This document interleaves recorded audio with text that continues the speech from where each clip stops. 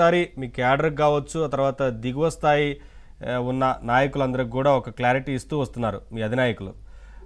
ఏంటి ఇప్పుడైతే కన్ఫ్యూజన్ లేదు కదా ఇంకా? నమస్కారం అండి నవీన్ గారు, మీకు ప్యానెల్లో ఉన్న పెద్దలందరికీ. ఈరోజు ఆంధ్రప్రదేశ్ లో ప్రజలందరూ కూడా అధికారంలోకి వచ్చాడు, ఏం చేస్తా ఉన్నాడు అంటే ఆంధ్రప్రదేశ్ లో ఉన్నటువంటి ప్రజలకు కూడా చాలా తెలివి ఉంటది, చాలా చైతన్యం ఉంటుంది.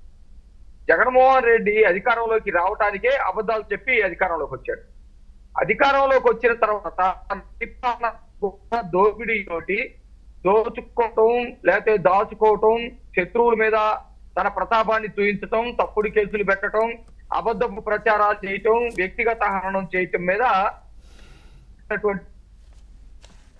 కూడా ఎందుకు చేస్తున్నాడంటే తన పరిపాలనలో ఏదైతే దోచుకుంటున్నాడో అవి బయటపడకుండా ఉండటం కోసం, చేతగాని పరిపాలన చేస్తా ఉన్నాడో అది బయటపడకుండా ఉండటం కోసం జగన్మోహన్ రెడ్డి చేస్తున్న సంగతి ప్రజలందరికీ తెలుసు.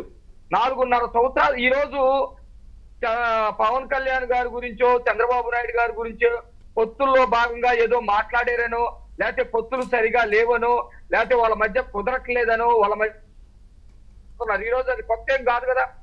ఈ 4.5 ఏళ్లలో ఎందుకంటే ఎక్కువ మాట్లాడలేదా? అసెంబ్లీ సాక్షిగా మాట్లాడలేదా? చంద్రబాబు నాయుడు గారు భార్య అట్లా, వాళ్ళ కొడుకు ఇట్లా, లేకపోతే లోకేష్ పనికిరాడు, లేకపోతే లోకేష్ ఏం చేయలేడు, లేకపోతే అది ప్రతిపక్షం కాదు, వాడు వయసు అయిపోయింది చచ్చిపోతున్నాడు, లేకపోతే ప్యాకేజీ, లేకపోతే దత్తపుత్రుడు, ఇలాంటివన్నీ వాళ్ళు చేసుకుంటూ వస్తా ఉన్నారు కదా. పరిపాలన ఎప్పుడు చేశారు? వాళ్ళు పరిపాలన చేయలేదు. అయితే ఎన్నికల సమయం దగ్గరకు వస్తా ఉండే సమయంలో ఎట్టి పరిస్థితుల్లో తెలుగుదేశం పవన్ కళ్యాణ్ కలిసి గనుక ఉంటే అది ఇంకా మరింత ప్రమాదంగా మారేటువంటి పరిస్థితి ఉంది. ఖచ్చితంగా ఈ కూటమి అధికారంలోకి వచ్చే పరిస్థితి ఉంది. దీన్ని ఏ విధంగా విచ్ఛిన్నం చేయాలనే దాని మీద ఇప్పుడు జరుగుతున్న పరిణామాల మీద వాళ్ళు ఎక్కువ మాట్లాడేటువంటి అవకాశం ఉంది. దాదాపు 3 సార్లు ముఖ్యమంత్రిగా ఉండి, 3 సార్లు ప్రతిపక్ష నేతగా ఉండి, 45-50 సంవత్సరాల నుంచి ఒక పార్టీని నడుపుతున్నటువంటి చంద్రబాబు నాయుడు గారికి తెలీదా పొత్తులకి సంబంధించినటువంటి సాంప్రదాయం ఎట్లా ఉంటుందో, విలువ ఎట్లా ఉంటుందో అనేది? పవన్ కళ్యాణ్ గారికి తెలీదా? మరి పొత్తు పట్టుకొని కలిసి ముందుకెళ్తా ఉన్నాం. వీళ్ళకి సంబంధించినటువంటి విషయాల మీద మాట్లాడమనండి, ఏమీ మాట్లాడలేరు. ఈ రాష్ట్రంలో అభివృద్ధి గురించి ఎవరు మాట్లాడదామంటే వీళ్ళు మాట్లాడలేరు. సంక్షేమం శాతం మీరు ఎంత దోచుకున్నారో చెబుదామంటే వీళ్ళు మాట్లాడలేరు. అసలు ఎట్లా ఉందంటే తెలుగుదేశం పార్టీ కానీ జనసేన కానీ ఈ వైట్ పేపర్ మీద ఓటంతం పెట్టెత్తుకుంటా ఉన్నారు. ఎక్కడన్నా ఒక మచ్చ కనపడితే, నిజంగా కూడా చిన్న మాటో చిన్న పదుకో ఏదన్నా కనపడితే చాలా పెద్దదిగా కనపడుతుంది. వైట్ పేపర్ మీద చిన్న మచ్చ కూడా పెద్దగా కనపడుతుంది.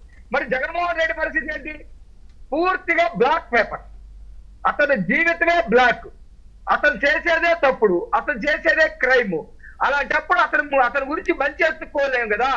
ఈ రోజు సమాధానం చెప్పాలంటే ఇప్పుడు సోదరి మాట్లాడింది, సమాధానం చెప్పాలంటే వాళ్ళ చెల్లెలు డైరెక్ట్ గా మాట్లాడుతూ ఉంది. నాకు కుటుంబాన్ని విచ్ఛిన్నం చేసినాడు రా నువ్వు అని చెప్పేసి మాట్లాడుతూ ఉంది. దానికి ఒక పూట సమాధానం చెప్పమనండి. మా బాబాయిని చెప్పడానికి కారణం జగనే అని చెప్పేసి చాలా స్పష్టంగా చెప్తా ఉంది. దాని మీద మాట్లాడండి. అసలు చంద్రబాబు నాయుడు గారు ఏదో 2 సీట్లు అనౌన్స్ చేశాడనో, లేకపోతే మేము కూడా 2 సీట్లు అనౌన్స్ చేస్తున్నాము, అయినా కానీ మేము కలిసి వెళ్తా ఉంటాం అనేది ఒక పెద్ద నేరమైనటువంటి మాట, ప్రమాదకరమైనటువంటి మాట. అంటే ఆ తర్వాత మాట్లాడిన విషయాలన్నీ కట్ చేస్తారు కదా, వారికి ఏం కావాలో అదే తీసుకుంటారు, అదే ప్రజల్లో తీసుకెళ్తారు. నేనంటుంది అదే. నేనేమంటున్నానంటే నవీన్ గారు, ఇది ఈ పొత్తులకి సంబంధించినటువంటి పవన్ కళ్యాణ్ గారు చాలా క్లియర్ గా చెప్పాడు. మనము ఒంటరిగా వెళితే కేవలం కొన్ని సీట్లు రావచ్చేమో కానీ ప్రభుత్వంలోకి వెళ్ళలేము. నాకు చాలా వ్యూ ఉంది, నేను వ్యూహంగా చూస్తా ఉంటాను. అలాంటప్పుడు మనం ఖచ్చితంగా తెలుగుదేశం పార్టీతో వెళ్లాల్సినటువంటి అవసరం మనకి ఉంది, వాళ్ళకి ఉంది. వీళ్ళిద్దరికంటే కూడా ప్రజలకి చాలా ఇంపార్టెంట్. ప్రజలు ఈ రాష్ట్రాన్ని కాపాడుకోవాలంటే, అభివృద్ధి కావాలంటే, అసలు ఈ రాష్ట్రంలో ఉన్నటువంటి మనుషులు బ్రతకాలంటే జగన్మోహన్ రెడ్డి అనేటువంటి వాడు ఉండకూడదనే దగ్గర ప్రజలు క్లియర్ గా వచ్చారు. ప్రజల ఆకాంక్షలకు అనుకూలంగా మేము వెళ్తా ఉన్నాము అని చెప్పేసి మాట్లాడితే, ఈ మాటలేమి కాకుండా ఏదో చిన్న చిన్న ఇప్పుడు సోదరు చెప్పినట్టు విపరీతమైనటువంటి ట్రోల్ చేస్తా ఉన్నారు. అసలు ఒక మనిషి అనేవాడు మీ బాబాయ్ నువ్వు చంపేవాడని వాళ్ళ సొంత చెల్లెలు చెప్తుంటే ఉరేసుకొని చావాలి, ఇంకొకరైతే ఉరేసుకొని చావాలి, లేకపోతే నేను తప్పలేదని నిరూపించుకోవాలి. మీ నాన్న సావులో నీ భాగం ఉందని చెప్పేసి బొత్స సత్యనారాయణ లాంటి వాళ్ళు మాట్లాడినప్పుడు ఉరేసుకొని చావాలి, వాటికి సమాధానం చెప్పుకోవాలి. ఒక ముఖ్యమంత్రిగా ఒక రాజ్యాంగ పదవిలో ఉండి రాష్ట్ర ప్రజలకి నాయకత్వం వహిస్తున్నటువంటి ఒక ముఖ్యమంత్రి ఇన్ని ఆరోపణలు తన చుట్టూ ఉంటే, ఇన్ని ఆధారాలు, ఇన్ని సాక్ష్యాలు అతను చుట్టూ ఉంటే వాటికి సమాధానం చెప్పకుండా నిరంతరం ప్రతిపక్షాలను తిడతాం, నిరంతరం ప్రతిపక్షాన్ని చేల్చాలని చూస్తాం, నిరంతరం ప్రజల మధ్య విద్వేషాలు రెచ్చగొట్టడం, ప్రాంతాల మధ్య విద్వేషాలు రెచ్చగొట్టడం, ఇది తన పని. ఇది అర్థమైపోయింది. ఇది అర్థమైపోయిన తర్వాత ఇక అతను ఎన్ని ఎత్తుగడలు వేసుకున్నా, ఏ సోషల్ మీడియాలో చెప్పినా అచ్చెన్నాయుడు గారు ఏదో అన్నారు అని చెప్పేసి అచ్చెన్నాయుడు గారు లెటర్ తోటి సోషల్ మీడియాలో పెడతారు. ఇందాక రాజేష్ గారు చెప్పినట్టు లోకేష్ గారు ఇక్కడే ఉంటే అమెరికాలో తగ్గిపోయాడు అని చెప్పేసి పెడతా ఉంటారు, లేకపోతే ఇంకో ఫోటో పెట్టి అతను పోలికలో చేసి పెడతాడు. ఇలాంటి చిల్లర ఎదవలకి సమాధానం చెప్పాల్సినటువంటి అవసరం లేదండి. జనసేన తెలుగుదేశం పార్టీ చాలా స్పష్టంగా పొత్తుల్లో కలిసి ముందుకెళ్తా ఉంది. బీజేపీ తోటి కూడా జనసేన పొత్తులో ఉంది. ఆ విషయం కూడా వాళ్ళు క్లారిటీ చేసుకుంటా ఉన్నారు. రాజేష్ గారు అన్నట్టు, అంపసారి రాజేష్ గారు అన్నట్టు మేము చాలా జాగ్రత్తగా ఉంటాం. తెలుగుదేశం పార్టీ కానీ ఇది కానీ జనసేన కానీ చాలా జాగ్రత్తగా ఉంటుంది. ఎక్కడా కూడా వీళ్ళకి చిక్కేటువంటి పరిస్థితి ఏమి ఉండదు. మేము అసలు తప్పు చేయం. ఈ రాష్ట్రాన్ని కాపాడుకోవాలనే ఆకాంక్ష బాగున్నప్పుడు మేము తప్పు చేయాల్సినటువంటి అవసరం లేదు. జగన్మోహన్ రెడ్డి నేర వ్యూహాల్ని ఎట్టి పరిస్థితుల్లో కూడా జరగనిచ్చేటువంటి పరిస్థితి ఉండదండి. ఖచ్చితంగా మీరు ఇంకో విషయం కూడా మీరు మీ దృష్టికి తీసుకురావాలి. ఎక్కడా కూడా కలిసి ఉండట్లేదు, ముందుకెళ్ళటం లేదు, ఇదంతా అబద్ధాలు. మీరు రండి, రేపు పొద్దున రాకదండి మీటింగ్ మాకు పొన్నూరులో ఉంది. నిన్న మేము ఎందుకంటే మనం చూస్తూనే ఉన్నాం కదా, ఉమ్మడి సభలు నిర్వహిస్తా ఉన్నారు. ప్రతి సభలో జనసేన టీడీపీ నేతలు అందరూ ఒకే వేదికను పంచుకుంటూ అన్ని బ్రహ్మాండంగా ఒకే చూస్తూనే ఉన్నాం కదా. అందరికీ తెలుసు, ఇది ప్రజలకు తెలుసు అండి, ఇది ప్రజలకు తెలుసు. కాకపోతే సోషల్ మీడియా ప్రభావం ఈ రోజుల్లో ఎక్కువగా ఉంది కదా, ఎక్కడైనా సరే ఒక 1% అటు ఇటైనా ప్రాబ్లం అవుతుందేమో అనేది.